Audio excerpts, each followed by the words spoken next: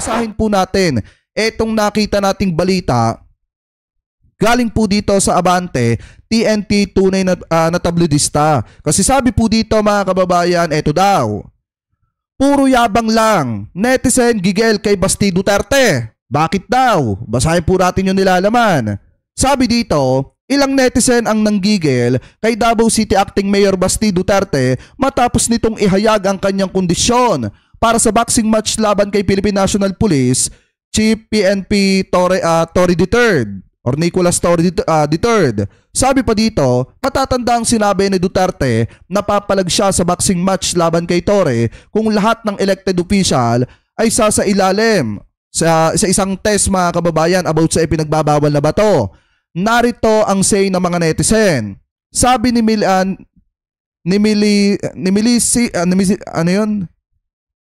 Mailsila, yun yung sabi dito mga kababayan. Darating ba ang bastos na baste? Kung matapang ang gago, yan sabi dito, na ito ay dapat pumunta siya sa Araneta Coliseum sa Linggo para harapin ng hamon ang hinamon niyang si General Torre. Baka naman puro yabang lang ang hinayupak na yan gaya ng tatay niyang buwang. Yan yung sabi dito mga kababayan. Sabi pa dito, hala baste, kung matagal ka ng gustong mambubog ng unggoy, dapat noon pa. Noong binugbog ang tatay mong unggoy na hitsura, unggoy pang ugali, huwag ka lang boy. Yan sabi dito ng mga netizen. Tatak Duterte talaga, mga duwag, bastos, maingay lang, wala namang mga utak. Yan po mga kababayan yung sabi na mga kababayan Pilipino po natin. Sabi pa dito, ano ba attorney, ikaw ba naman, Chief PNP, hahamunin ka, hindi ka naman kakasay, magmumukhang duwag ka, wala yatang pulis na naduduwag at nakakalalaki pa siya kung mambastos. Si Bastos ay si Baste. Pala, ibubroadcast pa tapos siya pala yung hihingay ng mga kondisyones or kondisyon. Siya ang naghamon. Yan mga kababayan, yung sabi ng mga kababayan Pilipino po natin. Kaya kung titingnan nyo, marami sa mga kababayan Pilipino po natin ang galit.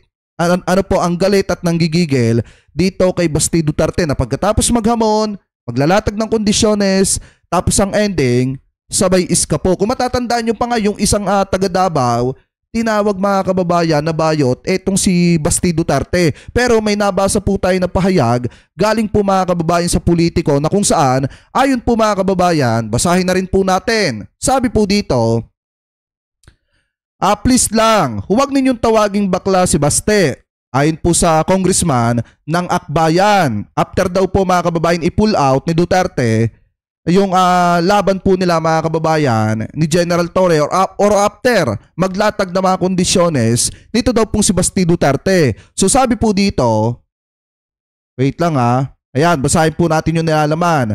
Akbayan Party List Representative Percy Sindania urged the public not to call Davao City Vice Mayor Sebastian Duterte a bakla after he set a condition bago pumayag to fight PNP Chief General Nicolas Torre in boxing match mga kababayan. Bakit daw sinasabi ni Sindania or ni Congressman Sindania na wag tawaging bayot etong si Basti Duterte? So basahin po natin. Sabi pa dito, please lang, huwag ninyong tawaging bayot si Baste dahil umatra siya sa boxing nila ni General Torre na siya mismo ang naghamon. Sabi pa dito mga kababayan, maraming bakla ang matapang at may paninindigan. Hindi ganyan si Baste, hindi ganyan ang mga Duterte. Ayon po mga kababayan dito kay Sindania. So ngayon, kung titingnan nyo nga naman, buti pa nga mga kababayan yung mga kababayan po natin bakla. Pag hinamon mo, pumapalag yan. Lumalaban yan.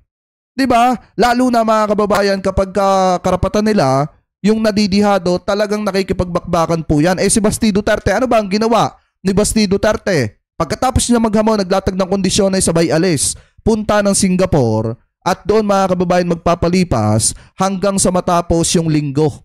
Siguro ang uwi na ni Basti Duterte pagkatapos nung araw na itinakda ni General Torre ng kanilang laban. Kaya nga kung titingnan nyo mga kababayan, may mga naniniwala pa ba sa mga Duterte ngayong nasukat na natin yung kredibilidad ni Basti Duterte kung hanggang saan? Ang pinakamasakla pa nga dito mga kababayan, kinampihan pa nung kanyang kuya.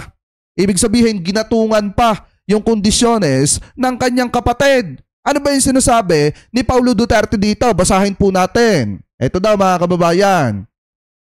Kung seryoso daw etong si General Torre, dapat daw po etong si General Torre ay mag-sign ng waiver mga kababayan kasi baka daw mapuruhan ni Basti Duterte. So sabi po dito ni Paulo Duterte, ayon po sa News 5, kung mapupuruhan siya at babawian siya ng buhay, makukulong ang kapatid ko. Inudyo ka ni Davao City, 1st District Representative Paulo Duterte, si Philippine National Police, PNP Chief, Nicholas Torre III na pumirma ng waiver bago ituloy ang charity boxing match laban sa nakababatang kapatid ng kongresista na si Acting Davao City Mayor Basti Duterte. Sa ilalim ng waiver, absuelto raw dapat si Mayor Duterte sa anumang legal liability sakaling may mangyaring masama sa boxing match. Mag-sign muna ng waiver, magpa-test daw muna ng patungkol sa ipinagbabawal na gamot kung talagang malinis. Digo saad ni Duterte sa isang panayam ngayong Biyernes mga kababayan. So ibig sabihin kung ano yung kondisyones ng kanyang kapatid dinagdagan lamang po mga kababayan ni Paulo Duterte. Biruin nyo kung gaano ka konsentidor etong si Paulo Duterte. Alam naman niya sa kanyang sarili na mali po yung ginawa ng kanyang kapatid na hinamon yung isang general na PNP chief pa man din mga kababayan. Diba, hinamon, tapos biglang naglatag ng kondisyones. Saglip na payuhan niya, yung kanyang kapatid mga kababayan, kinunsinti pa po niya. Kasi ang sinasabi niya, dapat daw magpates muna ng patungkol sa ipinagbabawal na bato, etong si General Torre mga kababayan, at pumirma ng waiver bago daw matuloy yung laban nilang dalawa ni Mayor Basti Duterte. So nangangahulugan lamang po yan na ito talagang mga Duterte mga kababayan, talagang mga duwag. Ano po kaya yung mga nagsasabi dyan kung bakit natin tinatawag na duwag etong mga Duterte? Dapat kayo nga laliman nyo yung pag-iisip nyo eh. Saka ba naman nagkatala, naghamon ka bagong ending, tatakbo ka pala. Tapos ang pinakamasaklapan nito mga kababayan, nung naghamon si Basti Duterte, naglatag ng mga kondisyones at biglang umiska po, nag-ingay yung mga banataing vlogger ni Digong at kinakampihan etong si Basti Duterte. Sinasabi pa na sila na lamang daw po ang lalaban kay General Torre kasi nanghihinayang daw po sila sa pagmumukha ni Basti Duterte. Ang sa akin lang naman mga kababayan, wala bang tiwala yung mga vlogger ni Digong na kaya ni Basti Duterteng tumindig sa entablado at sumuntok? Lakas-lakas niya maghamon? Diba mga kababayan, wala bang tiwala yung mga vlogger ni Digong na may papanalo ni Basti yung laban? Ibig sabihin, ang tingin pala ng mga vlogger ni Digong kay Basti Duterte talagang duwag at mahina at ampaw ang katawan. Yun mga kababayan. In my personal opinion, di umano na baka tingin ng mga vlogger ni Digong mga kababayan kay Basti Duterte, kaya gusto nilang saluhin etong si Basti mga kababayan sa laban ni Basti Duterte at saka po ni General Torre. Ano po, so ngayon mga kababayan, kung titingnan nyo, baka sabihin ng iba fake news etong binabasa po natin. Eto, pakinggan nyo, mismong si Paulo Duterte ang nagsasalita po dito. Yes, boxing match ni ano po. Papirmahon sa siguro na itong kalaban, basig mapuruhan, mamatay, mapriso ko igsuon, nanapod sila dahilan. Magterminar sila sa bugado. Mas mayo na. Pero mga sila isog. Kaya ko, manghagit na po ko. Lain na ko hagiton, di ko manghagitan ng mga nagamay po na. Di ko dapat kung matatapang talaga itong mga ito, ikaw na lang Paulo ang sumalo sa kapatid mo. Ikaw na lang lumabang kay General Torre. Diba, total naman, magaling kang manakit. Dapat ganun na lang mga kababayan. Gamay, pag kayo na yung gihagit, dito taas maghagit. Tama to iyang kondisyon. Di total gusto ni mo mutabang ng baha. Kamo, ikaw, PNP Chief, daghan naman kagkwarta, kabalo man tahan na, pili mong gidawat pag-alsa sa akong amahan. Ano hindi na lang ka mo donate diretso sa gibahaan? Gibuhat pa ng kondisyon ng sa akong igsuon, magsumbaganay ram. Hindi kasi ang problema mga kababayan, kaya naman ni General Torring mag-donate para sa mga kababayang Pilipino po natin.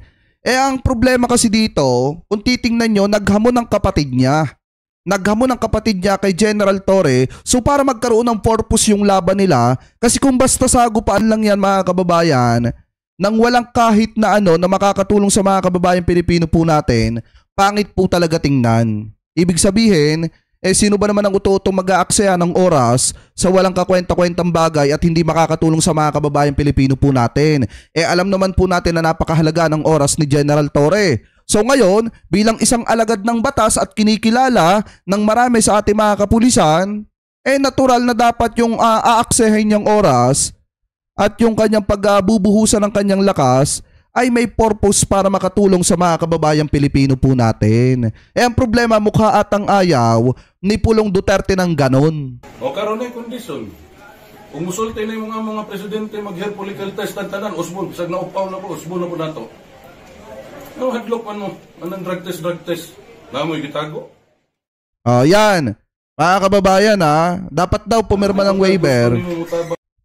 Etong si General Torre mga kababayan bago daw pumatuloy yung laban. Ano pa sabi nga dito, kaya doble tapang mo Sir Jake kasi Bisaya at Batanggenyo pinagsama. Hindi kasi mga kababayan ako mahilig Hindi kasi ako mahilig makipag-away, pero kapag siguro mga kababayan tawag dito, basta mahirap magalit yung mabait. Ganun lang kasimple yung paliwanag. So yan mga kababayan, kung titingnan nyo, ayan yung sabi ni Basti Duterte, dapat daw pumirma ng waiver si General Torre. Kung gusto daw ni General Torre makatulong sa mga kababayan Pilipino po natin na binaha, dapat mag-donate na lamang daw po at huwag gamitin yung boxing match nila ni Basti Duterte. Yun yung sinasabi mga kababayan ni Paulo Duterte dito. So ngayon, eto naman yung magandang kung sakaling hindi matuloy yung laban sa pagitan ni General Torre at saka po ni Mayor Basti Duterte. Ayon po dito sa UNTV News, diretso pa rin daw yung pamimigay ng ayuda, tuloy at sabi dito pamimigay ng ayuda tuloy dumating man o hindi si Acting Mayor Basti Duterte, ayon po yan mismo kay General Torre. So ibig sabihin, kahit hindi sumipot itong si Basti Duterte, kahit hindi matuloy yung laban, tuloy pa rin yung pamimigay ng ayuda sa mga kababayang Pilipino po natin. So kita nyo kung gaano kabait etong si General Torre, tapos gaganon-ganonin lang nitong magkapatid na Duterte. Mamimigay pa rin umano ng ayuda ang Philippine National Police o PNP. Matuloy man o hindi ang boxing match ni PNP Chief Police General Nicolas Torre III at Davao City Acting Mayor Baste Duterte. Ayon kay Chief PNP Torre, nakuha na nilang venue ang Rizal Memorial Coliseum sakaling matuloy ang charity boxing match. Kahapon nagsimula na ng pag-iensayo si Torre. Yeah, actually meron kasi kaya nga this coming Sunday marami ng mga tao na darating sa Rizal Memorial Coliseum and at 9 o'clock. Whether he shows up or not, we will just continue with the distribution of aid sa ating mga kababayan.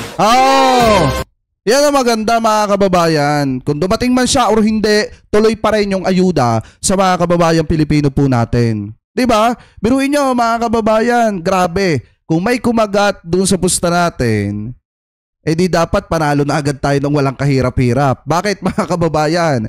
Kasi biruin nyo, kung hindi dumating si Basti Duterte, isa lang ibig sabihin yan, talo na etong si Basti Duterte kasi yun yung araw na ibinigay ng boxing match po nila ni General Torre. So ngayon, mga kababayan, yan yung isang patunay na talagang wala kayong aasahan sa mga Duterte. Yung sinasabi nila na matapang yung mga Duterte, mahal ang mga kababayang Pilipino po natin, tigil-tigilan nyo na yan, yung mga didishit dyan. Kasi ang totoo, wala talagang malasakit ang mga Duterte sa mga kababayang Pilipino po natin. Biruin nyo, ayaw nila ng charity. Ayaw nila na gawing charity yung laban ni General Torre at saka po ni Basti Duterte. Ang gusto nila kung tutulong daw si General Torre, sariling pera daw po yung ibigay at i-donate dun sa mga kababayang Pilipino po natin na apektado ng baha. So at parang ang dating, ang gusto rin nila na yung magiging laban ni General Torre, walang mga charity. Ibig sabihin, walang kwenta sa madalit salita. Mga kababayan, ang maganda nga dito, para kahit papaano makatulong sa mga kababayang Pilipino po natin, in the same time, entertainment po yan, mas maganda talagang may charity. Para kahit papaano yung kikitain, malaking bagay yan na maiitulong sa mga apektado ng baha. So ngayon, kung titingnan nyo mga kababayan, matuloy man or hindi yung laban sa pagitan ni General Torre at saka ni Mayor Basti Duterte, isa lamang po mga kababayan yung sinisigurado dito. Tuloy yung ayuda para sa mga kababayang Pilipino po natin.